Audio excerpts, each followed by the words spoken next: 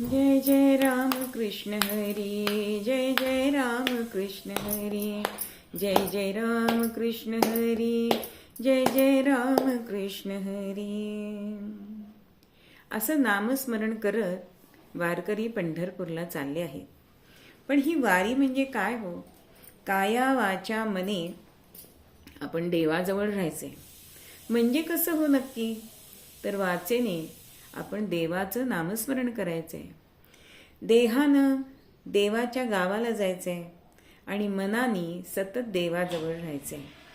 असा देह, वाणी आणि मन यांचा त्रिवेणी संगम या वारीमध्ये झाला पाहिजे.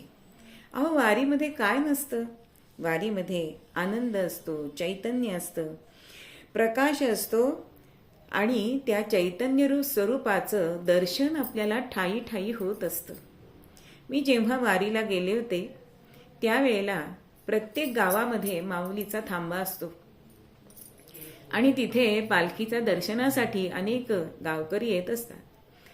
माझं त्या दिवशीचं दर्शन राहिलं म्हणून थांब्याच्या इथे मी दर्शनाला गेले तेव्हा 81 वर्षाचे आजोबा त्या पालखीतल्या माऊलीच्या ज्या पादुका होत्या ना त्या चेपत होते हाताने आणि म्हणत होते की माऊली किती थकलीच ग.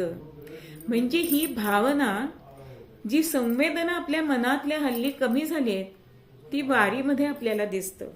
म्हणूनच ह्या वारीमध्ये जगण्यासाठी आपल्याला 15 दिवस जरी आपण ही वारी केली ना तरी वर्षभराचं बल, ऊर्जा आपल्याला मिळत असतं. म्हणून अंतःकरणात भक्तीचं ब्रह्मकमळ जो उमलायला हवं असेल तर ही वारी करणं अत्यंत आवश्यक आहे. कारण वारीमध्ये प्रेमाचा परिघ विस्तारतो. वारी म्हणजे काय हो? तर महाराष्ट्राची संस्कृतीची पुण्यरेखा, भाग्यरेखा आहे. संतांच्या विचारांचा सोहळा आहे.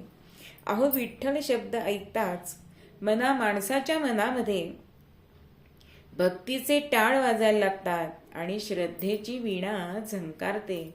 अशी ही वारी सगळेजण मनाने तरी करत असतात, कोणी देहाने करत असतात, पण विठुरायाचे दर्शन हे सगळ्यांना हवं असतं.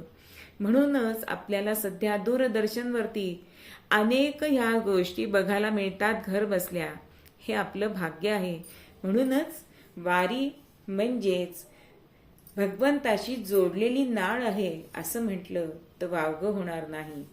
जय जय राम कृष्ण हरी.